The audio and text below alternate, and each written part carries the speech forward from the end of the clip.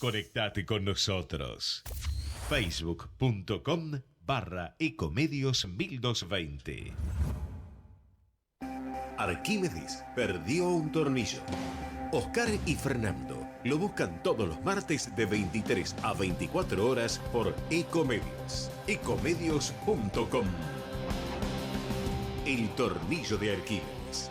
Un programa de divulgación científica. Conducción, Oscar Rizo y Fernando Fuentes. Producción, Fernando Fuentes.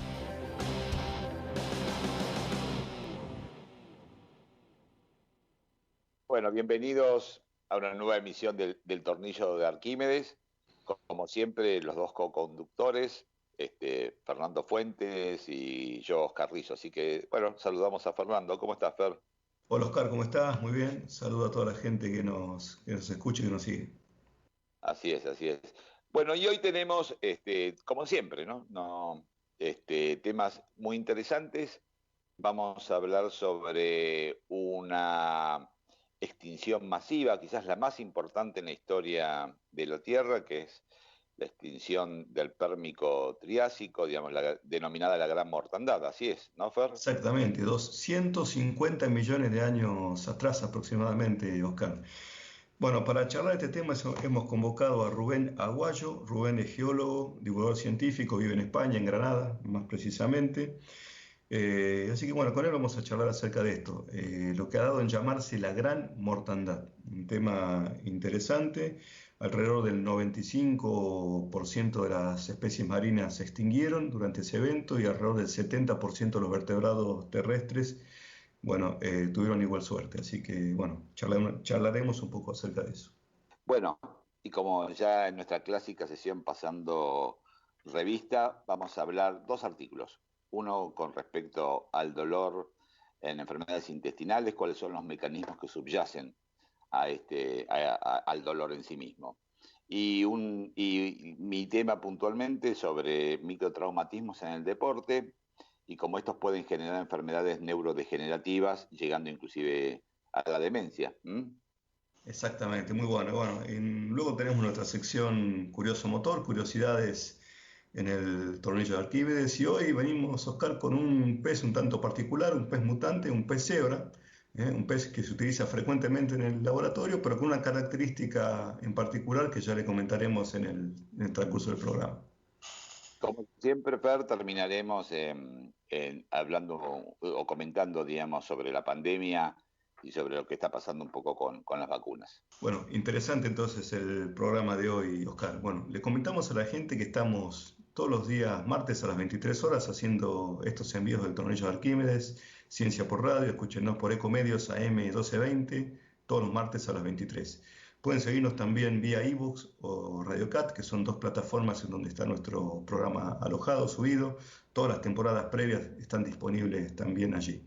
Síganos por las redes sociales, @tornilloarqui en nuestra cuenta en Twitter, estamos en Facebook y también pueden seguirnos vía Instagram. Vamos con algo de música y venimos entonces con la participación de Rubén Aguayo para charlar acerca de la Gran Mortandad, la extinción del Pérmico Triásico hace ni más ni menos que 250 millones de años.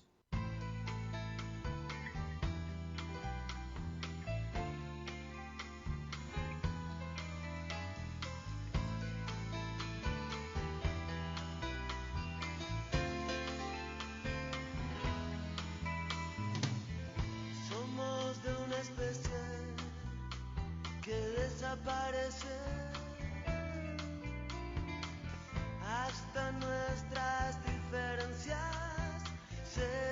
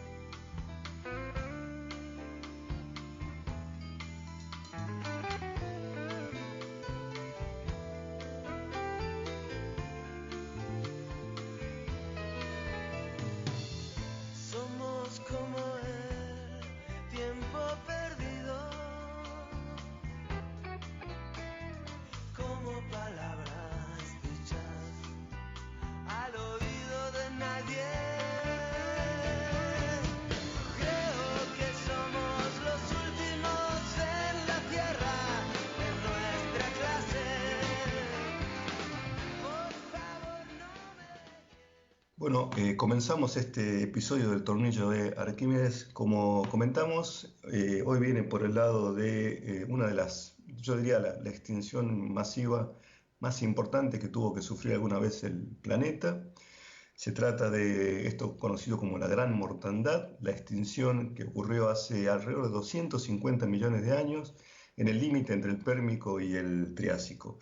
Y para ello, Oscar, hemos convocado hoy a Rubén Aguayo. Rubén es geólogo, es divulgador científico, está en España, en Granada, para ser más exactos. Y con él vamos a charlar acerca de este tema que nos pareció muy interesante, Oscar. Así es, Fer. La verdad que, bueno, era otro mundo totalmente distinto, el mundo pérmico, ¿no? Si uno lo considera, si vemos el planeta como está formado ahora, con sus múltiples continentes y sus mares, uno tiene que hacerse una idea bastante distinta de cómo era hace 250 millones de años atrás, donde había prácticamente un solo continente masivo, este, con un interior, digamos, sumamente cálido, porque claramente las precipitaciones no llegaban hacia el interior de ese continente que se llamaba Pangea, provocado seguramente decir, por el movimiento de las placas tectónicas. Durante mucho tiempo, en toda la historia de la Tierra, los continentes se unieron, se separaron, digamos, dieron distintos grupos de continentes o megacontinentes, pero bueno, en esa época habría que hacerse un poco la imagen de un continente sumamente masivo, rodeado de un mar y con una serie de animales que estaban pasando en los cientos de millones de años anteriores, estaban pasando de formar desde el mar hacia la tierra, digamos, y entonces empezaban a tener algunas de las características que les permitía vivir en tierra sin dependencia tanto del mar. Exactamente, bueno, y le vamos a preguntar un poco a Rubén, bueno, exactamente qué pasó hace 250 millones de años. ¿A qué se debió esta extinción masiva que hacíamos referencia al inicio? Hola Rubén, ¿cómo estás? Pues estamos aquí bien y me ha encantado de que me hayáis invitado aquí a hablar un poquito sobre geología. Pues, y nada, contaros antes de llegar a la extinción, a mí siempre me gusta poner un poco en contexto, en plan, ¿qué estaba Bien, pasando en la Tierra hace ya no solo 150 millones de años, sino un poquito antes? En plan, bien. ¿cómo hemos derivado, cómo hemos llegado, el camino que hemos hecho para llegar a esa situación? Ha comentado Oscar que, que antes teníamos todo ese supercontinente, ese megacontinente que se llama Pangea. Pero para que los oyentes se hagan una idea de cómo era, imaginaros como una C, ¿vale? Ujú, De tierra, alrededor de todo por el borde de fuera estaría lo que es el gran océano, el Pantalasa, el mayor océano que nunca jamás ha habido. Imaginar ujú. todo lleno de agua. Y dentro de esa C estaría lo que se conoce como el mar de Teti, ¿vale? Y Bien. como bien habéis comentado también, ahí las temperaturas dentro del interior del continente serían bastante altas, bastante áridas. En cambio, mientras los bordes, sí verá que tenemos temperaturas más frías. Y de hecho, el Pérmica comienza con varias series de glaciaciones. Es Ujú. Mm, decir, eso hay que tenerlo en cuenta de dónde venimos para saber a dónde vamos, ¿vale? ¿Y eso en qué repercute todas estas glaciaciones? En niveles, en bajada del nivel del mar y subida, bastante grande. Y eso sí Ujú. verá que tenemos que tener en cuenta que el Pérmico fue un periodo donde el nivel del mar era relativamente bajo, ¿vale? ¿Por qué? Porque como tenemos un supercontinente, eso afecta a la tectónica de que son para que el nivel del mar no suba tanto, porque siempre solemos asociar que el nivel del mar sube cuando se derretan los hielos, ¿no? Pero la mayoría de las veces está sometido a la tectónica. Si empuja hacia arriba, el nivel del mar baja. Si empuja hacia abajo, el nivel del mar sube. Y en este caso, al tener un supercontinente y a tener una corteza oceánica muy antigua y muy densa, digamos, esos vaivenes tectónicos no eran tan grandes, por lo cual el nivel permanecía bastante más bajo de lo habitual, ¿vale? Eso por ahí. Con Bien. lo cual, digo esto porque es uno de los pasos o uno de los desencadenantes de la gran extinción del ujú, Pérmico. ujú. Un poco para ir poniendo en contexto. Bien, bien, Y, Bien. bien. sí, ¿tenés alguna pregunta o algo? No, quizás un comentario, digamos, de que, bueno, esa época, digamos, dentro de la fauna, ¿qué es lo que más se veía? Se veía básicamente reptiles, Sí, como sí. bien vos dijiste, en un terreno que era árido, los reptiles que habían salido de alguna manera del mar, digamos, antes Mm. predominaban en las épocas anteriores los anfibios, los reptiles permitió, digamos, que de alguna manera adaptarse a ese clima árido del interior, diríamos, y reproducirse. Y había, de hecho, algunos reptiles que después se transformaron muchos cientos de millones de años después en lo que son actualmente los mamíferos, ¿no? Los llamados sinodontos, o sea, dientes Ujú. de perro, decíamos, eran reptiles con características que después evolucionaron hacia lo que son los mamíferos. Bien, y bueno, y este evento entonces, ¿sabemos exactamente a qué se debe su origen? Pues saberlo con total seguridad aún no se puede saber. Son, como digo, siempre que ocurre un evento grandísimo como este, suele ser por una sucesión de catastróficas desdichas, como decía, como era la película esta de Jim Carrey, ¿no? No solamente por una causa Eh, muy concreta, sino por una sucesión de eventos de mala suerte, por así decirlo, Ujú. que desemboca en esto. Y una de las grandes causas que se cree que fue el desencadenante de esta extinción fue la aparición de una gran provincia volcánica, que se Ujú. conoce como la Siberian Trap, se imaginar, media Rusia actual cubierta de coladas de lava, de basalto. Prácticamente eso, eran varios millones de kilómetros de extensión. Cuando un volcán de estas características empieza a liberar un montón de materia, también se liberan gases, esos gases interfieren en la atmósfera y eso puede desencadenar cambios climáticos muy grandes. Y ya no solamente la atmósfera, sino también influir en los contenidos de gases dentro de los propios océanos, que es un poco lo que pasó aquí. Bien, ¿vos dirías que lo que se vivió fue una especie de cambio climático global, una especie de efecto Mm. invernadero? Sí, pero bastante grande. Ujú. Y muchos estudios siempre decían que, bueno, que esto pasó a lo largo de varios millones de años y puede que sea así, que los primeros comienzos fueran más o menos paulatinos, pero creo recordar que leí hace poco un estudio en el que acotaban bastante más toda esta duración, en plan de que en vez de decir que fueran 10 o 12 millones de años, ocurrió en menos de uno, lo cual acelera bastante el proceso. Es decir, que fue un evento bastante catastrófico en el sentido de que fue rápido, al menos geológicamente hablando, claro. claro, Bien. claro.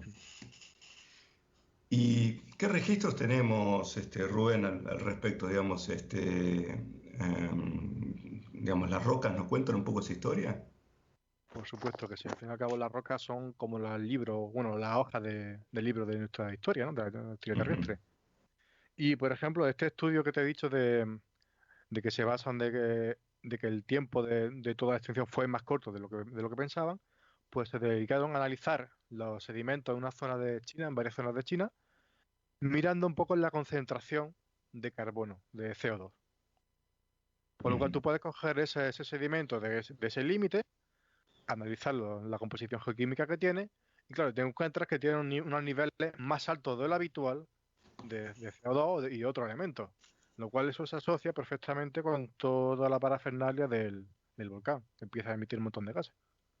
Y un poco como se ve ese tipo de cosas, incluso ya no solamente en sedimentos que tengan mayor contenido, sino incluso los propios fósiles, cuando cogemos las conchitas de cualquier gasterópodo, de cualquier bivalvo, cualquier almejita, se puede estudiar la composición de esa concha, porque al fin y al cabo el animal lo que va haciendo es coger los elementos que tiene disueltos en el agua.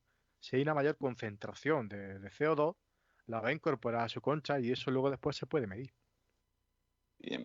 De hecho, diríamos, se perdió casi el 80% del oxígeno de los grandes mares y en las Sí, zonas más y profundas directamente no había más oxígeno, con lo cual eso, claro, produjo que la mortandad en los océanos haya sido tremenda, ¿no? Digamos, más del 90 y pico, 95% de mortalidad. y eso tiene que ver, por ejemplo, porque lo que he dicho antes de los cambios de nivel del mar. En aquel momento también estaba un momento de bajada.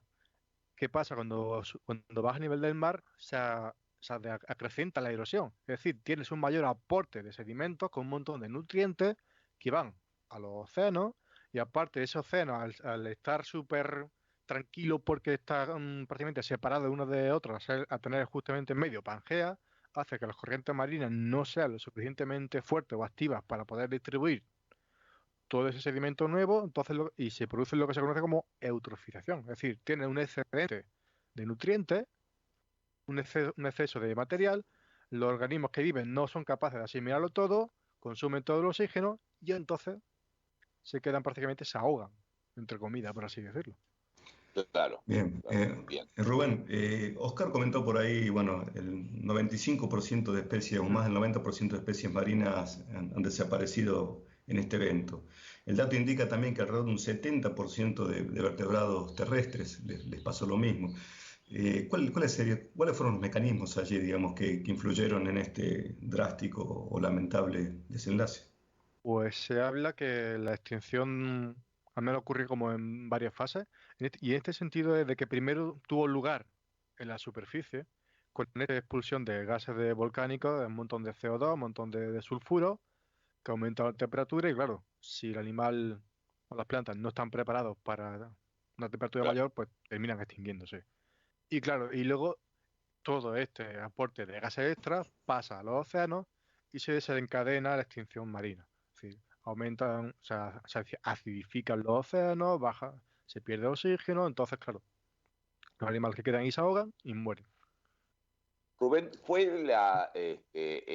estas erupciones masivas en Siberia la única causa probable de la extinción del Pérmico o hay otras teorías alternativas? Se habla de distintas cosas, de varias teorías, y seguramente sea una especie como de mezcla de todo. O sea, esto no ocurre por un motivo, ocurre por varios. Se habla incluso de depósitos de metano que estaban congelados en la zona del norte. Ujú. Entonces, cuando aumenta la temperatura de la superficie del mar, estos depósitos de metano también se descongelan, liberan metano, que es un gas también de efecto invernadero bastante poderoso, y mm, incrementa el efecto por sí todavía de efecto invernadero, por lo cual sube más todavía la temperatura. Incluso también se habla del impacto de un meteorito por la zona de la Antártida, un meteorito bastante como 4 o 5 veces mayor que el que extinguió a los dinosaurios, porque el cráter creo que lo habían detectado con un diámetro de cerca de 500 kilómetros. Ujú. Pero claro, esto tampoco está todavía probado porque está ahora mismo debajo de los hielos, no se puede estudiar Claro. apropiadamente. De hecho, no se puede, no es tan claro la datación, la edad que tiene. Pues hablan que ronde sobre esos 250 millones de años, pero no están seguros. Y aparte, no quedan pistas como puede ser en el caso del Cretácico, de que tenemos esa capa de iridio que se puede encontrar prácticamente en muchas localizaciones del mundo. Un impacto tan grande, en el caso de que hubiera tenido lugar, habría dejado más huellas. Pero claro, eso hasta que no se estudie propiamente dicho, no podemos descartarlo. Y entonces Bien. se habla de que ese impacto meteorítico que tuvo lugar en la Antártida, digamos, que provocó una reacción en cadena que desatara esa actividad volcánica justamente en las antípodas, en este caso en Siberia. ¿Puede Bien. estar todo sujetado? Pues, o relacionado, pues no lo sé, todavía no podemos saberlo. Bien, Rubén, digamos, ¿cómo hacen los geólogos para estudiar este evento, digamos, tanto en el campo como en el laboratorio? ¿Qué herramientas, qué metodologías ponen en juego? Pues lo primero, siempre que el geólogo tiene que ir al campo a buscar los materiales, ¿vale? ¿Y cómo sabemos si un material, una roca es del Pérmico o de posterior, del Triásico? Pues echando un vistazo de los fósiles. Ujú, Sabemos que hubo una gran extinción. Pues si, por ejemplo, en este caso, trilobite, es un animal que es muy reconocido por todos y ujú. que se Sí. extinguieron también en este caso. Pues por ejemplo, si estoy siguiendo una serie, una litología, en la cual voy encontrando fósiles de trilobites, y en el momento en el que dejo de encontrarlos, pues ya sé que estoy en el Triásico, por lo cual me he pasado, por lo cual puedo encontrar ese límite. Eso siempre ayuda para saber dónde estamos. Incluso también si hay restos de minerales de origen magmático, como puede ser, por ejemplo, la Siberian Trash, se datan. Eso sí se pueden datar mediante técnicas de isótopos, de radioisótopos, y eso sí entonces sí nos da una fecha mucho más concreta, porque en geología manejamos como dos escalas. Una escala absoluta, con números, que esa sale de las dataciones radiométricas, y una escala relativa, que va un poco decir qué material está encima de este, por lo cual deducimos que ese más, si está encima, es más reciente. ¿vale? Que de ahí sale el Pérmico, el Triásico, el Jurásico y demás todo, ¿vale? Ujú. Y luego, Bien. naturalmente, una vez que cogemos muestras, que cogemos todos los datos que creemos que nos puedan servir, como posición de fósiles, cómo está situada la roca, qué proceso ha sufrido esa roca, todo eso, luego vamos al laboratorio, vamos al gabinete y empezamos a trabajar. Por ejemplo, en este caso, para saber la composición de estas rocas, pues se analizan mediante sondas, se hacen mediante espectrometría para saber qué componentes son los mayoritarios. Y claro, tú más o menos si llevas viendo una progresión de cierta cantidad de CO2, si te llega a este límite, pues seguramente te encuentras un pico muy alto de CO2, lo cual ya te da que pensar. De aquí ha pasado algo. Ujú. Bien, ¿qué cosas quedan un poco, digamos, conocer más en profundidad para tener, digamos, un poco más de certezas acerca de lo que pasó con este evento? Pues a ver, tenemos que este gran vulcanismo ocurrió, eso lo tenemos clarísimo. El motivo de por qué aún está en debate, pero eso ocurrió. Ujú. Y que supuso un gran cambio en lo que es la fauna y la morfología de la Tierra, bastante grande. Estamos hablando de que esa era la época de los reptiles, cuando empezaban a asomar, había un montón de animales que ya no siguieron. Yo echo de menos los trilobites porque me gustan mucho, la verdad. Claro, sí, sí. ¿Sabes? Pero, y por ejemplo, esa extinción vino bien para dejar paso a que los reptiles progresaran y llegaran evolucionando hasta los dinosaurios que a día de hoy aún tenemos, que son las aves, nunca lo olvidemos. Sí, sí. Y Claro, siguen claro, estando con nosotros, totalmente. ¿vale?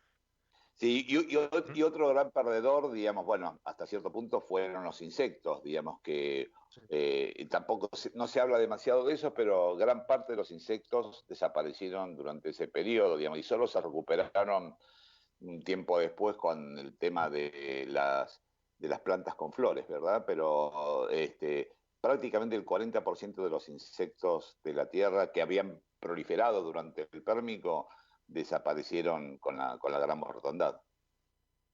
Que los insectos venían de una época bastante de esplendor, el Carbonífero. Recordamos esos Claro, ejemplares de Meganeura con una libélula prácticamente de 1 metro de envergadura. Animales claro, muy claro. grandes, Sí, una gran variedad, pero llega una extinción y te corta el camino.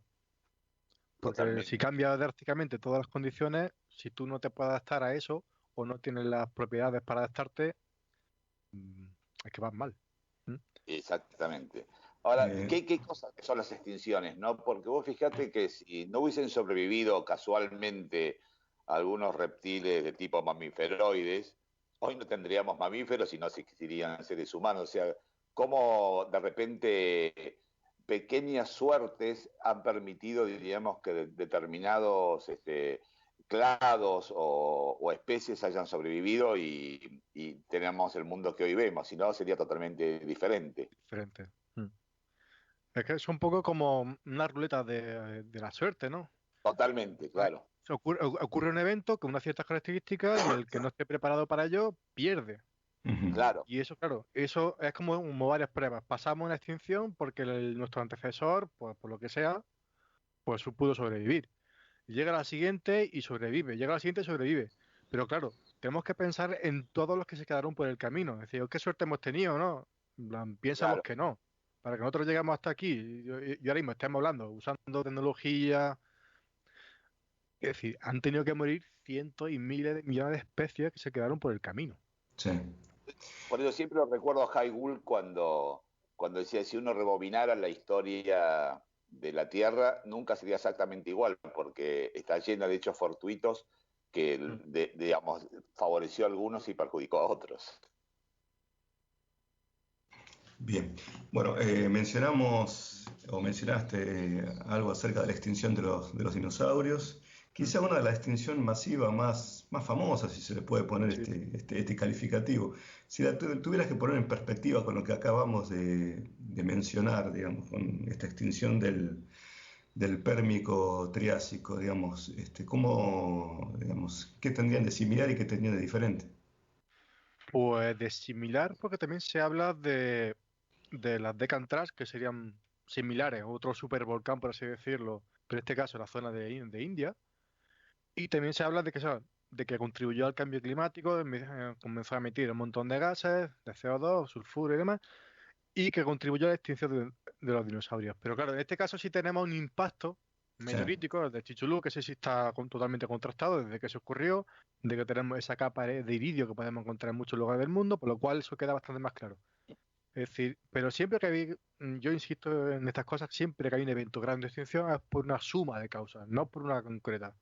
Incluso también se habla de repetir la misma teoría del impacto de la Antártida que afectara a las Siberian Traps, solo que en este caso que el impacto hubiera sido en Chicxulub, en México, y luego hubiera afectado a las Deccan Traps de la India.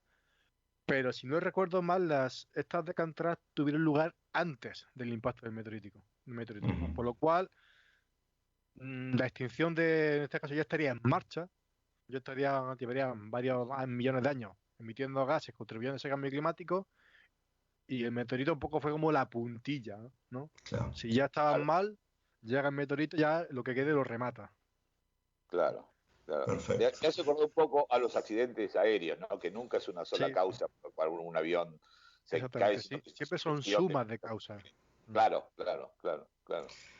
Bien, perfecto. Bueno, buenísimo el tema. Rubén, sabemos que además de geólogo sos un apasionado de la divulgación científica, así que bueno, ¿querés contarnos en dónde podemos ubicarte, tus redes, así la gente un poco se pega una vuelta?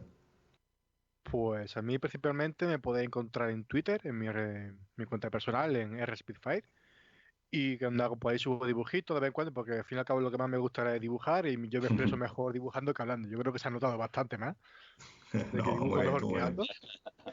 Y también tengo otro proyecto personal con unos compañeros donde hablamos de geología, que se llama La Roca Filosofal, también nos podéis buscar por Twitter. Y cada mes solemos hacer un programa en Twitch y en YouTube de 1 hora y media hablando sobre un tema geológico o trayendo a algún invitado a que nos cuente un poco pues su campo de investigación o lo que surja. De hecho, el mes pasado estuvimos hablando del enjambre sísmico que sufrimos aquí en Granada. Hemos estado bastante de meneo y la verdad que ha dado un programa bastante divertido. Y poco más. Bueno, no me queda más entonces que agradecerte. Gracias por habernos llevado un poco a conocer esta extinción del Pérmico Triásico.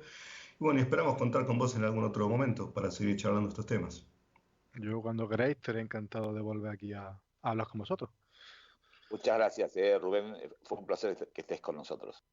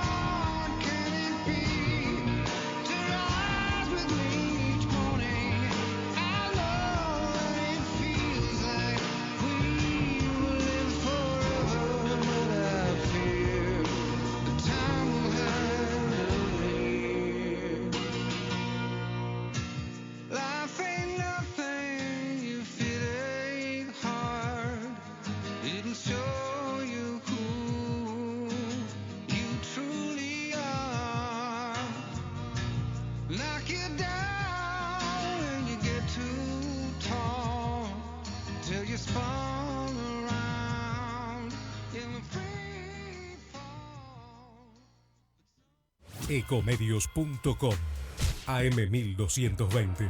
Estamos con vos. Estamos en vos. No aplaudamos al mosquito, combatámoslo en serio. Para combatir el dengue, el zika y el chikungunya, evitemos que los mosquitos piquen y se reproduzcan. Usemos repelentes, coloquemos tules en la cuna de los bebés y demos vuelta a contenedores para que no se acumule el agua. Si tenés fiebre alta, dolor de cabeza y dolor muscular, no te automediques y acudí al médico. Encontrá más información en argentina.gov.ar. Argentina Unida, Ministerio de Salud, Argentina Presidencia. Descarga gratis de tu celular la aplicación Ecomedios. Podés escucharnos en vivo, informarte con las últimas noticias y entrevistas en audio y video. Búscala y bajate la aplicación Ecomedios. Podés vernos en vivo en ecomedios.com. Contenidos audiovisuales. Conectate con nosotros. Contestador 5-254-2353. Las fronteras en la ciencia son zonas fabriles que existen solo para ser superadas. Todo allí es cuestión de tiempo. El tiempo que lleva a hacerse experto en las tácticas del ensayo y el error. El tornillo de Arquímedes. Ciencia por radio. Auspicia este espacio Laboratorio Tuteur, una empresa argentina con más de 40 años de trayectoria en la industria farmacéutica. Estamos ya en Pasando Revista, en esta oportunidad noticias de medicina, y hoy, Oscar, mi noticia viene a partir de un artículo publicado recientemente en Nature, investigadores de un centro belga. Pues sabes, Oscar, que a veces es sencillo determinar alguna parte del cuerpo que te duela, ¿no? Uno se lastima un brazo y claramente sabe, bueno, que está en presencia de esa zona donde generó el dolor, ¿no? Pero ¿qué pasa con los órganos internos? ¿Y qué pasa exclusivamente, por ejemplo, con el tubo digestivo? A veces no es del todo sencillo. Hay enfermedades que sí generan marcadores, por ejemplo, una colitis ulcerosa, una enfermedad de Crohn, enfermedades que generan inflamación y que generan lesión en la mucosa, y bueno, por medio de sangrados, por medio de otros marcadores, uno puede llegar a inferir que existe dolor y que el dolor se debe a esa causa. Pero existen otras condiciones a nivel del tubo digestivo, por ejemplo, el síndrome del intestino irritable. 11% de la población general tiene este padecimiento. Es una enfermedad que duele bastante y genera un dolor de tipo crónico.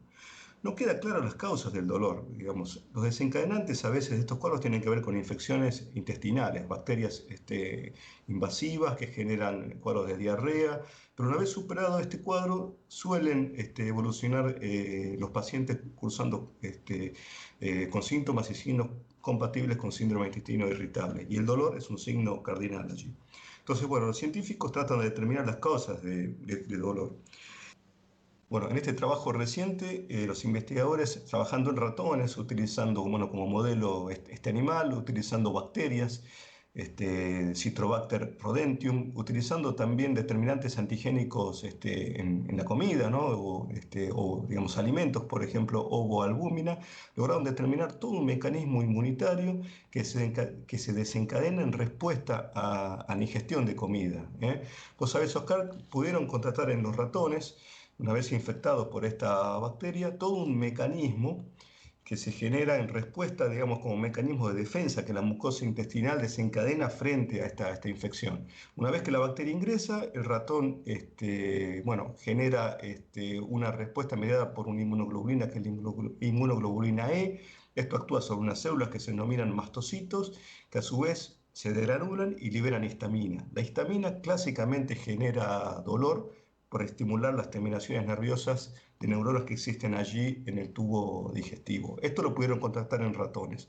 Pero ¿qué pasa? Vieron que después, una vez que estas bacterias, había cesado su acción, se producía el mismo fenómeno con el alimento que había acompañado, en este caso la ovoalbúmina, que había acompañado a las bacterias en la experimentación. O sea que ante la ausencia de bacterias igual se desencadenaba este mecanismo inmune. Existiría una especie de sensibilización antigénica frente a la ingesta de comida.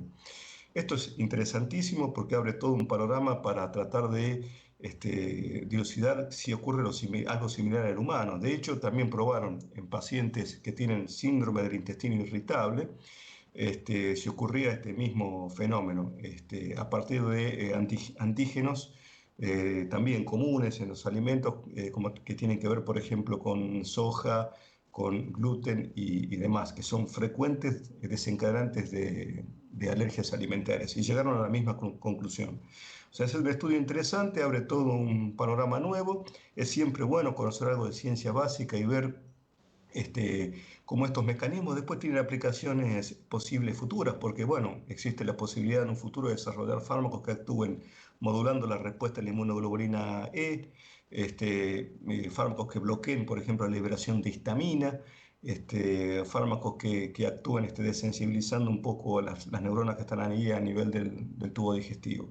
Es una explicación de, digamos, una potencial causa de dolor, y abre también un panorama interesante desde el punto de vista de las aplicaciones futuras. Así que por eso me pareció interesante.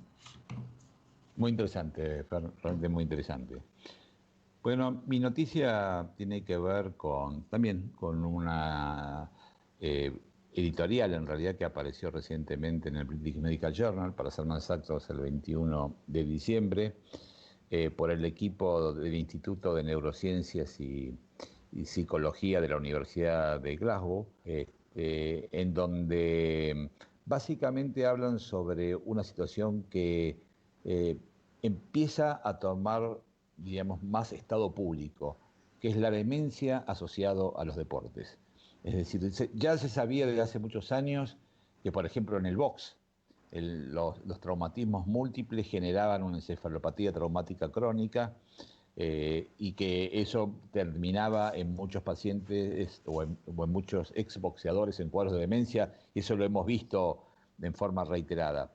Pero ahora, diríamos, se ha visto que microtraumatismos, no traumatismos de la magnitud que suceden en el boxeo, microtraumatismos que pueden ocurrir en deportes de contacto, básicamente en deportes como el fútbol, como inclusive el fútbol americano, como el rugby, todos deportes de contacto, microtraumatismos que no dejan señales inmediatas, con el tiempo, digamos, pueden producir lesiones también de tipo muy parecidas a la encefalopatía traumática de los boxeadores, por depósitos de una proteína que se llama tau en el cerebro, que lamentablemente no hay métodos diagnósticos que permitan reconocerlas en forma precoz, o sea que es un diagnóstico que generalmente ahora se puede establecer post-mortem, pero cada vez son más los jugadores de estos deportes profesionales, deportes de contacto, que empiezan con un cuadro de deterioro cognitivo,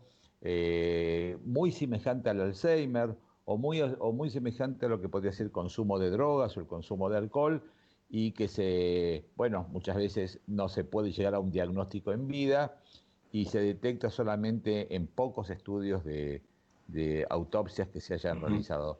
Entonces, esto genera, diríamos, una alarma, es decir, en todas estas asociaciones de deportes, porque lo prioritario es disminuir, digamos, los traumatismos en estos deportes. Una vez que se acumulan, se calcula que hay deportistas que tienen más de 3.000, 4.000, hasta 5.000 microtraumatismos en el curso de su carrera. Y está hay una correlación muy estrecha entre el número de traumatismos que tuvo y el desarrollo de este cuadro de demencia. Así que bueno, hay una alerta, digamos, que estos deportes de contacto sostenidos en el tiempo pueden generar la aparición de una enfermedad que es difícil de diagnosticar en vida, pero que también se deberían tomar conductas para, de alguna manera, prevenir o disminuir este tipo de lesiones.